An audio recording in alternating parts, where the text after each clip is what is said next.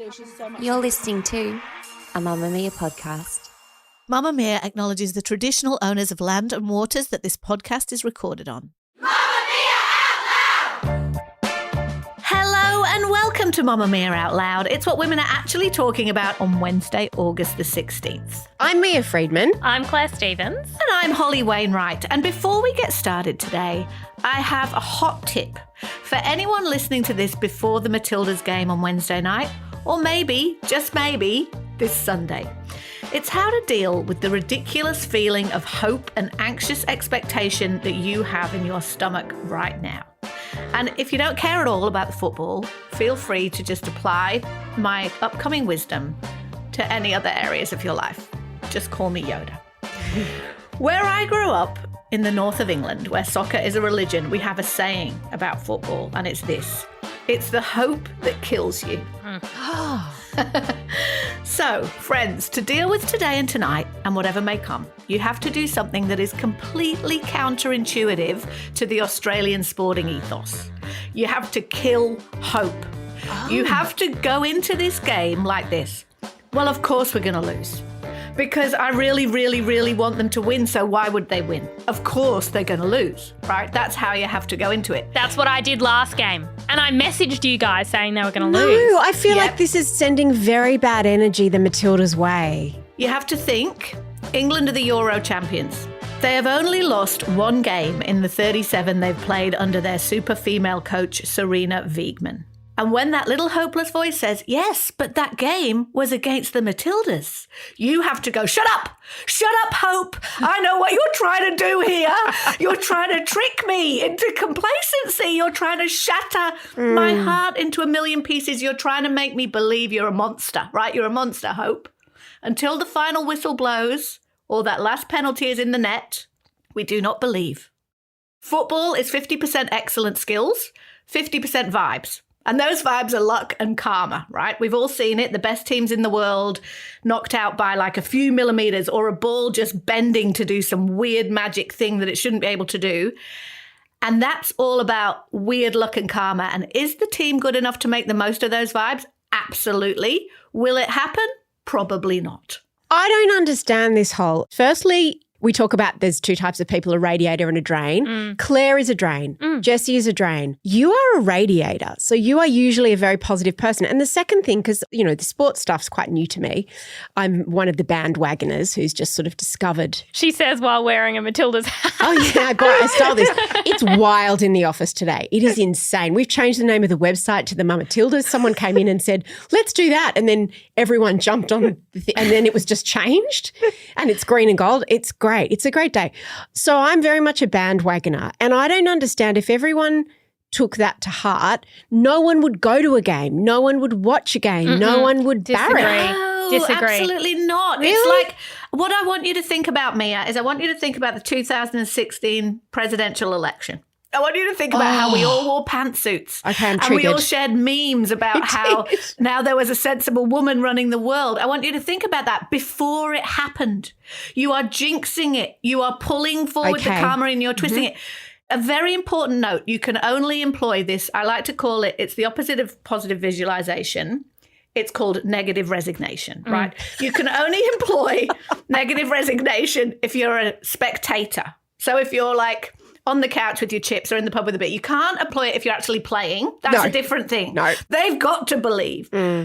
But for us, do your bit for the Matildas, think they're going to lose. It's a very British way to approach it, and it's specifically anti-American, because Americans would do the opposite. They'd say, believe, you just believe, and then it happens. But I feel like this is also quite Australian. We like being the underdog, and that's what makes us exciting, is that it's incredibly unlikely we'll win, and if we do, we will lose our collective shit. And that makes it so much more fun. But you can't think about that yet. No. So best thing about negative resignation is the joy explosion when you're wrong. Yes. You want to be wrong. But until then, we're very resigned. On the show today, the great debate about the public holiday that, in my opinion, is the biggest jinx ever. See previous conversation. Also, what is a Canon event and does your life have one? Yes, the answer is yes. Let us help you find it. And flaking, apparently not showing up, is absolutely fine. But first, Mia. Prime Minister Anthony Albanese has flagged the possibility of workers enjoying a day off in recognition of the Matildas should the beloved team win the World Cup final on Sunday. Look, these are decisions that are for state and territory governments, but the Matildas are inspiring an entire nation, is what is happening. And I certainly wish the Matildas all the best. The whole of Australia will be watching the Matildas and cheering them on. Public holiday for everyone it might be. New South Wales residents have been promised that they'll get the day off. Premier Chris Minns said contingency plans were underway. If the Matildas win the World Cup final, then yes, we'll pursue a public holiday in New South Wales. Trying to make himself popular. Not just to celebrate the victory, but also to have a massive civic celebration and allow the Matildas to celebrate with the people of Sydney what would be an amazing, life-changing and unbelievable event in the state's history. I love how New South Wales and Chris Minns is just claiming it. It's just saying it's iconic for New South Wales. Why? Because the victory happened here? Yeah, I feel like some of the games are getting played here. I feel like that's a little bit of a stretch. Opposition leader Peter Dutton, however, rejects this idea and believes that money would be better spent being put back into women's sport rather than paying for everyone to have the day off. I think a better way to spend the money is to create a legacy of not just the Matildas, but the Diamonds, who just had a very successful campaign. Obviously, the Women's Ashes team in the UK, who had success.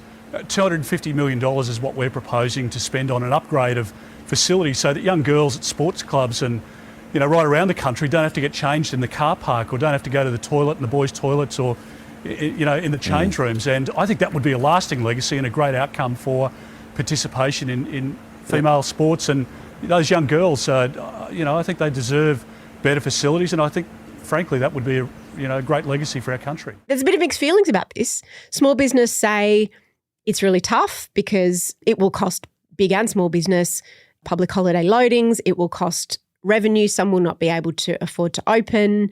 Public holidays are not great for the economy, let it be said, at a time when cost of living and things are a bit difficult for many businesses. However, day off on the plus side. Claire, where do you stand? I read that a public holiday has a net neutral effect on the economy. I don't understand that claim. I don't know if it's true. I'd just like to put it out there because it sounds important. It might be the overall economy, but for individual businesses, it can be quite tricky. I feel like it's good for me as an employee. Oh, as an employee, it's awesome because you get paid to not go to work, I believe. Yes. Or you get paid more to go to work in a lot of professions. I'm here for a public holiday always, obviously. Nothing to add. That's because you don't own a business. Correct. Of course, there are some practical issues, cost of living crisis, what you've said about business owners, and the argument that money could be better spent at a grassroots level to support women in sport. But I'd argue, let's do both. Oh, that's great girl maths. Do you understand how budgets and the economy works, Claire? I feel like it's a very Peter Dutton thing to do. It's like, let's have a public holiday. No, let's not have the fun. Why do a public holiday when we could just put more money into women's sport? Okay, when was the last time you put money into women's sport, Peter Dutton? But I don't think a public holiday is a silly idea. Money is great, but money is also short term. It's one injection into a problem that is realistically going to take years and years to solve, which is building up a whole lot of women's sports that don't have the facilities at a grassroots level and therefore don't even have the support at a big level. So what's sustainable and long-term is the need for fans, for Australians buying tickets and jerseys and turning up to support female sporting teams. And I believe a public holiday raises the stakes even further and galvanises fans, and the impact of that is immeasurable. Give me my public holiday. Okay, controversial because I also really enjoy holidays. I want to be on the record with that. And I want statues of Hayley Raso and Caitlin Ford and everyone in every town square in the nation. And I want the Prime Minister to get Achilles tattoo on his forehead. I think that would really show some commitment. Mm-hmm. I do think the public holiday idea is a bit silly. I'm actually a bit team Mia on this. Not for the same reasons probably, but I don't think the public holiday needs to become like the benchmark for showing that we really care about something. People already really, really, really care about the Matildas. So much money has been spent on merch. The landscape of women's sport has been changed forever by what's happened in these past 3 weeks. I was reading today about how the TV rights for the Women's World Cup went to Seven for $5 million. They were like, I don't know, do we want to pay $5 million? Can you imagine what the next World Cup TV rights are going to go for? Can you imagine the shift that has been made by just seeing what is happening here? I think people are already obsessed with the Matildas. I think we're already celebrating them. I don't think a public holiday is the benchmark for that. And I hate to agree with Peter Dutton about anything, but I do think that genuine investment in grassroots sports would make more difference. Holly, how would you feel about swapping out Matilda's public holiday for Queen's birthday? Oh, that would be fine. That would be fine, wouldn't it? Because we're celebrating something important to our culture and getting rid of that public holiday that you don't like very much. It's true. If we're going to mess with public holidays, I think a lot of people put their hand up and say there's one we should definitely be messing with in January. Actually. So I think the idea that we can just keep pulling them out and throwing them down and moving them around is a little bit... I find that exciting. It's a movable feast of public holidays. You never know. Like sometimes they change the names of a street or even a suburb. Like maybe Anthony Albanese will just wake up one day and say, I'm not feeling it. Who wants a public holiday? Me. Always. It's Wednesday. Interestingly, Victoria has form, of course. You might not realise this if you don't live in Victoria, but they have 2 sporting public holidays. That's true. I'm not sure if any other states do, but they have a public holiday for the Melbourne Cup. And they have a holiday for the AFL Grand Final, even though it's on a Saturday. I find it so unfair. They have a holiday on the Friday because there's a parade and maybe some children want to go and watch the parade. So, yeah, look, I don't think it's a very popular political position to take away a public holiday, right? So Victoria, if they also have a soccer one, then you can imagine then the netball people and the tennis people and the swimming people, suddenly every sport gets a public holiday. I think it's outrageous that a whole state has a public holiday for a horse race. Yeah. I'm not going to get into it with the AFL fans, but I just think that's not very cool. But if the Matildas win and we do get this public holiday, let's use the public holiday to celebrate the Diamonds and the Australian women's hockey team. Like, let's use it to just celebrate. But when you say that, like, what do you do on that day, right? Go to the pub. For example, Anzac Day, and you can tell a lot about a society by what is important to a society or the people in charge of that society by what their public holidays are, right? So in America, they have Martin Luther King Day. We've got the Queen's birthday. Ugh. There's, January 26th, which is a very contentious public holiday. What would you actually do? If there was a Matilda's public holiday, how would that be marked? We could all go and watch women play sport. We could go play sport. We could rewatch all the games. There is so much we could do on this public holiday. I would love it. You'd just be in bed on your phone. I don't think if they give us one, I think they're talking about a one-off, right? They're not talking about it's forevermore. It's like one day off to celebrate the Matildas. The only other thing is, I don't know that our Tillies need any extra pressure. And as previously discussed, this is a lot of jinxing. A lot of jinxing. Remember, we're into negative resignation. I do want it on the record here, though, that if we do get one, I'm very happy to take it and spend the day worshipping at the altar of our new goddesses. I think a better way to spend the money is to create a legacy of not just the Matildas, but Mamamia out loud, who just had a very successful campaign. Interrupt, it's a Canon event. That's a phrase you might have seen all over the internet in the past couple of weeks. I haven't. You haven't? No. And when you said we're doing Canon events, I did a little bit of research, quick research, and I still don't understand what it is.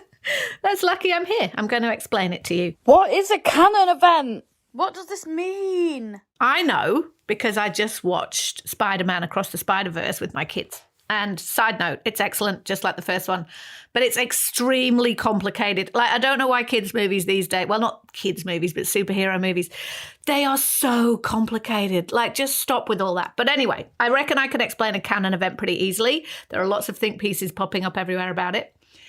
It's something that happens in your life that is so pivotal, so essential to who you are, that even if there were 45 other versions of your life, because in these kind of movies, there are always lots of different universes. So there's a Mia Freedman here on Earth right now is a media mogul. But over in universe 45, Mia Freedman might be an evil supervillain, or she might be super successful fashion designer, or she might be a trombone player in a band. I mean, who knows, right? Is it like sliding doors? Yes, it's very like sliding doors. Because that's right? a pop cultural reference, I understand. The Gwyneth Paltrow movie from the 90s. The most important thing about that is that she did end up with 2 different haircuts. Yeah. The short and the that's long. how I you went could and got that differentiate. haircut. And if Mia was living in lots of different universes, she would have a lot of different haircuts, whereas Claire and I would probably have the same haircut no matter which universe. I still don't understand. The idea is there are some things that happen in your life that have been so pivotal in making you who you are. There might be one thing that is every bit of your personality had to happen. So in the Spider-Verse example, right? Every single Spider-Man movie, every single Spider-Man ever, someone close to him has to die for him to understand the weight of being Spider-Man. And if anyone intervenes and stops that from happening, Spider-Man doesn't exist. So it has to happen, right? In creative works, it's like, is it part of the canon? Is it essential to the plot? Is it essential to the storyline? Think of it like that. It's something that is absolutely essential to the plot of your life. So on TikTok, everyone's posting canon events and some of them are really silly. So they don't have to be heavy. So on TikTok, you'll see things like when you see a young girl with beautiful brunette thick hair going to get a few blonde highlights, and then they put in brackets, couldn't interfere, it's a canon event. So does it mean like she needs to go through this? This needs to happen. Go through yes. it. Oh. For her to be who she is. It's something you have to go through or that has to happen for you to be you. So, for example, I was thinking about mine. I reckon there would have been a few in my life, but probably the really pivotal canon event that has to be in my main character storyline was when I was 19 that I left Manchester to go and study journalism. I'm putting in inverted commas, study journalism in London.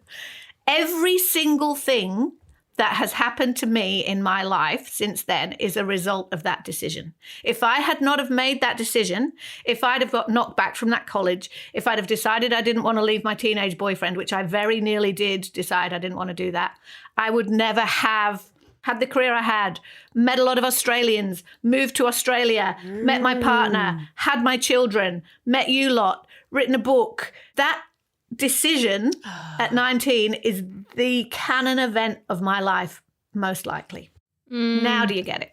So it's like if that hadn't happened, or if there was a story written about your life that didn't include that, it would miss the fundamental essence of who you are. I wouldn't be who I am. Yes, without that event. Wouldn't you then just say, like, going to the barbecue where I met my partner, or getting pregnant and having my child? Like, No. Yeah. the well, it condom could be. breaking. No, see, for Spider-Man, like I think the fact that it is having somebody close to him die being the thing that spurs him on to actually be Spider-Man. There are all sorts of little things that happens. It's even, correct me if I'm wrong, Holly, but it's even who dies. Yeah, so it's got to be someone close to him. So in a Spider-Man movie, it's always either his uncle, his auntie, his dad, his girlfriend. Someone has to die. And so the whole reason everyone's talking about this is in this version of the movie, he wants to stop that. He's like, I don't want my dad to die. And everyone's like, he has to, because otherwise you don't get to be you. It has to. What's your it's canon kind of event, like, Claire? yeah, I guess it's kind of like Harry Potter, where it's like you can't take away Voldemort, and it's kind of at the very end of that series, he realizes that by killing Voldemort, he's killing a part of himself because who he is has been completely determined So a by canon Voldemort. event is not necessarily good or bad. It's kind of agnostic. It's just a thing. So the reason all those funny things on TikTok are like a haircut or the relationship you have after your big breakup or whatever, and then they use that tagline of can't interfere, canon event, is like... Because It's they're petty. clever and funny. What's yours, Claire? My first response to this, because I didn't understand it, or it's one of those things you think you understand it and then Holly explains it and I'm like, wait, that made it more complicated. But I think I understand it. And I think my canon event, or the first canon event, is being born a twin. 100%. Like I think everything changes without that. Can't interrupt that embryo splitting. That's exactly Can't right. interrupt. If that hadn't have happened, if whatever magic happened inside your mother at that moment, If that hadn't have happened, you would not be you. And there's no way to picture my life without a twin sister. I also think another canon event might have been meeting Rory at 17. It feels like something that was always going to happen and needed to happen, and my story isn't mine without that. It's sort of like you don't know where the story goes if that doesn't happen, like kind of like yours, Holly, at a pivotal moment. It's like, do I just spend the rest of my life in Manchester if that doesn't happen? What does your gut instinct tell you is your canon event? And then we'll tell you if you're wrong or right. I've just jumped around my whole life trying to land on a canon event, and I think I don't really understand it. But I guess maybe where I sort of have stopped is having an emotionally abusive relationship in my early 20s because it sort of recalibrated what I was looking for in a partner, which meant that I was open to meeting Jason, which then dictated the rest of my life, everything from the business to our children to, you know, everything. But then also I lost a baby to Jason halfway through that pregnancy. That would have been my second child. Had that baby been born, our marriage probably, I don't know. Well, then I wouldn't have had my 2 kids that I've got after that. I don't know. I'm confused still a bit about canon events. You've got it. You've got it. That's exactly it. Really? Like it's things that happen in your life. Your story doesn't go on like in the same direction if it didn't happen. And you might not think it was a good thing because the whole premise of this particular example of the Spider-Man thing is the guy's like, the Spider-Man guy is like, well, I'm going to go back and save my dad. I don't want my dad to die. And they're like, no, you can't do that because then everything falls apart. So it's that idea of the thing that happened in your life that had to happen, which sounds callous because no one just wants terrible things to happen. But it had to happen for your story to go where it's gone. It's sort of like The Butterfly Effect, that movie with Ashton Kutcher where he keeps going back and trying to stop things from happening, but it makes it worse because certain things needed to happen in order for things to get better. But then can't you just say that of everything? Well, that's the question. People on TikTok are doing that. That's why they're talking about highlights and bad boyfriends and, you know, like that's why. Can't interfere, canon event. And that's what the butterfly effect is, that like a butterfly bats its wings in the Amazon and that changes the course of everyone's lives or something. But I think with yours... Like I often think if I didn't have sex at a particular moment, I wouldn't have that particular child. Yes.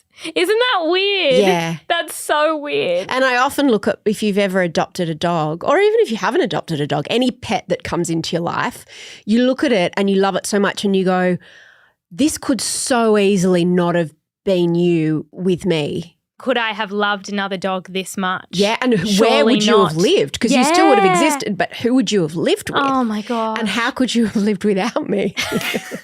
There's simply no way. Outlouders, if you do understand what a canon event is after this very enlightening and straightforward discussion, tell us what it is. We're going to go in the Outlouders Facebook group and find out a raft of canon events from women's lives. If you want to make Mamamia Out Loud part of your routine 5 days a week, we release segments on Tuesdays and Thursdays just for Mamamia subscribers. To get full access, follow the link in the show notes, and a big thank you to all our current subscribers.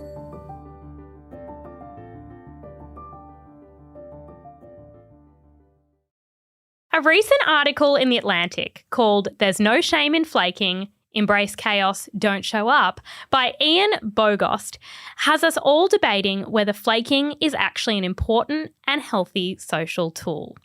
The article opens with an anecdote about the writer's former colleague Rocco. Rocco was incredibly reliable, to the point of being neurotic, and everyone kind of wanted Rocco to lighten up a little. Then one day, he just didn't show up to a scheduled meeting. When he eventually did appear, he was smiling from ear to ear. "I flaked," he said. "I just flaked." Did he apologise? No. Did he have any actual excuse? Absolutely not. He simply flaked because sometimes we all flake, and maybe there are times that's worth celebrating. Now, of course, there are rules around flaking. A lot of them are based on instinct. You flake too much, you become a flake. That is not a good thing. You flake in the wrong circumstances, the night before a big presentation, just before a one-on-one dinner. Your wedding. And before your wedding, and that's bad. It could become a Canon event. Exactly. The author of this article writes, one can flake only if having done so will injure no one more than it benefits you. And that's important. Oh, I have this argument with a girlfriend all the time. So she is whatever the opposite of a flaker is, right? She's the anti-flake. And I have these fights with her because she's like, I have to go. And I'm like, no one will care if you go. But if you don't go, your life will be immeasurably better. Yes. Like it will make such a difference in your life to not go, but it really won't make a difference. The meeting Rocco missed, for example, no one can remember what it was about. The stakes were low. He knew if he was going to flake, that was the occasion to do it. Can I ask about the definition of flaking? Am I right to understand that it's not about forgetting, it's about knowing and just not turning up? Absolutely correct. And what it's about is actually not having an excuse. Not having an excuse. Can you just, if you meant to be at dinner on that night, can you just go, I'm not feeling it? And is that still a flake, or do you have to just literally not show That's up? a flake. That's a flake. That's definitely a flake. The author explains, one must refuse to investigate a flake's rationale. The reason behind a true flake need not be known. The flake is to recognise that the vastness of the universe and the many forces at work within it cannot always be unpacked like a suitcase. We're very deep today. This is very Spider-Verse. I love this. Holly, when was the last time you flaked? One of the things I was thinking about when I was thinking about this is that flaking doesn't matter to you until you're the one with the skin in the game, Mia. So you know what you said before about no one cares if you go? If it's your event, they care a lot. Like if I'm organising, like I've had like book events, right? If everybody wakes up and goes, I don't want to go, then I'm in an empty room. Oh, and I care a great deal. If I'm having a birthday party for my son and everybody wakes up and goes, it's raining and flaking, then I've got a kid who we're going to have to throw one of those viral lonely kid parties for. So, Hol, you're saying that there's a collective element to it as well. So an individual act of flaking might not have an impact if everyone's flaking. Well, my point is that it does have an impact. You're wrong in that idea of like it doesn't make any difference whether you go or not. It makes a big difference whether you go or not. And you only notice that when it's you who's asking people to do something. Do you know what I mean? Like all of us, we're selfish and we go, oh, I don't really want to go to that party. I'm tired, whatever. She won't care, right? If it's our party and our best friend doesn't want to come because it's raining, it matters a lot. Do you know what I mean? So I think you've got to have 360 perspective on flaking. I'm not a flake, and I hate to admit it, I'm a flake in certain circumstances. I flake a lot, much more in social life than work, always. Oh, you never and flake I don't in work. really like to admit what that says about me. Do you know what I mean? I flake parent things all the time. You know that, right? Like there's an event at the school today and I know all the non-flaky parents are there with their trays of baked goods and everything's ready. And I'm like, I'm totally going to do that thing. I'm going to do it. I'm going to do it. Oh, I can't do it. You know, like I flake a lot on that kind of thing. I do too. I don't like what it says about me. I either embrace it or I fight it. I've only got two modes. So my natural tendency is to embrace it, and I do flake a lot because I find that as you get older, you know yourself better, because I think sometimes flaking is about when you've accepted an invitation to do something that you don't want to do, or you know that you're not up to doing, but you accept it because it's easier in that moment not to disappoint someone. And so then you end up going down the flake route, which is worse. But I started saying to myself a little while ago, a bit like what you're saying, Hol, turn up, show up for the people that you love. Like, for example, there was a funeral last week that I went to, and I didn't know the person, but I used to be very close friends with someone close to the person who died. Literally no one would have noticed if I wasn't there. But I was like, show up, you know? So there are times when I know it will make a difference that I have to fight my tendency to flake. But I often don't commit to things in the first place. So I avoid the flaking. I've got much better at saying no to begin with. I remember noticing this years ago. There is something to be said for the quality of the people who don't flake. They're brilliant people. The people who turn up no matter what. And I think this idea of almost glorifying flaking, a funeral is such an interesting idea, because so often where like it's not about me. Nobody will notice if I'm there. No one will notice if I'm there. It matters. It just does. It matters to the people there, how many people show up, who there is. Like a hug from somebody means the world. But make no mistake, I've flaked on funerals before and I've regretted them. I always remind myself you never regret going to a funeral. I mean, not that you enjoy it, but there are funerals that I really regret that I didn't go to to this day. I think we're all, including me, flaking too much. And I think this whole disconnection thing that's growing and growing socially means we feel we have no obligation to each other. 100%. I reckon COVID enhanced flaking culture because we realised everything can be cancelled last minute and the world doesn't fall apart. But if everything is an option, from social commitments to a day in the office to a deadline, I think that fucks with our heads. And I flaked on Monday night. I had a dinner. It's flaking, but I'm the person who rattles off 5,000 excuses. And they were all true, but I feel really bad. And I'm talking to my psychologist at the moment about flaking because I think there's something really scary about not being able to stick to your word, like keep promises to yourself and other people.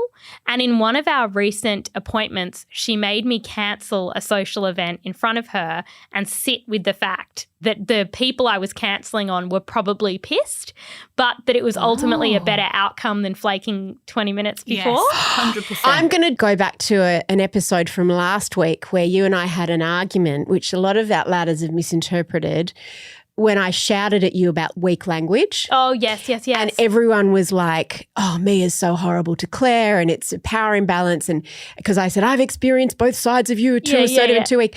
And people misunderstood that. And I meant to tell you afterwards, the reason that I did that is that I've seen the toll it takes on you when you use weak language instead of saying how you feel about something. So, for example, I don't want to go or I'm too tired or whatever, you'll just be like, oh, yeah.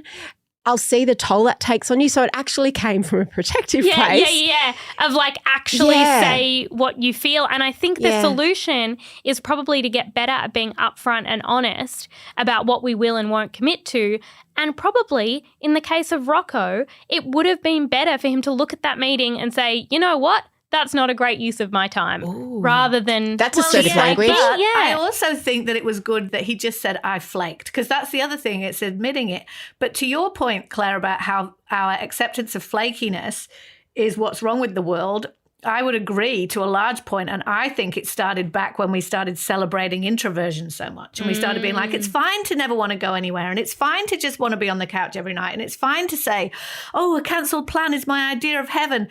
Because that's all true in the moment. But when you pile all those little moments together, what it leaves is a lot of people sitting on their couches by themselves on their phones. And that's when we see the loss of connection that I think is what we're loving about a moment like the Matildas, is that we're reconnected over something. We should remember that it feels good to do things together. And I think it means we forget that it's kind of normal if you're about to go out and it's cold and it's raining. It's kind of normal to think, oh, I'd kind of rather just jump in the shower and jump into bed. That's actually something a lot of people feel. The idea of saying, no, actually it's important to turn up for my friends and I know I will feel better having gone. That's something we need to remind ourselves of instead of just bailing, because the people who don't bail, like, they need a bloody pat on the back. The non-flakers, people who never flake, need a bloody prize. I have a recommendation from an Australian lady startup, a little tiny small business run by a woman. It's called Balmy Lip Balms, Balmy. And it's jewellery, like bracelets, that have lip gloss in them. It's hard to explain. We'll put a link in the show notes.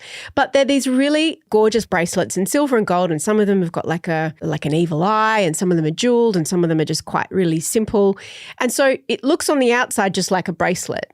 But then there's like, if you think about the mechanism of a locket, the top of it flicks open, and inside you have a lip balm. So you've always got a lip balm with you. This woman invented it because she was somewhere on a beach and she was around a campfire and she needed a lip balm and she's like, I've never got a lip balm with me. You're looking at it now, Claire, aren't you? Oh, my God. It's stunning. I know, right? Because kids have these in like rings and things, but they're not cool. No, It's so a these stunning cool. standalone piece of jewellery. Yeah. I would want it not knowing that it had the lip gloss. I wear it even when I'm not using the lip balm. And what's even cooler is that it's got a magnet, so you can put in just a normal one, or there's like tinted ones. So you can change out the lip balm depending on whether you just want a different colour, which is so good for the environment. Oh, it's such a great, great idea. So the website's getbalmy.com.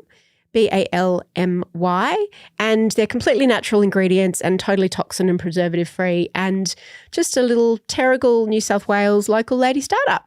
I'm obsessed with anything Great gift. that makes it easier to leave the house without a bag. My favourite thing is leaving the house just with my phone. Yes. And the only thing I'd sometimes need my bag for is something like lip gloss. And the idea of having, sorry, I've gone down a rabbit hole.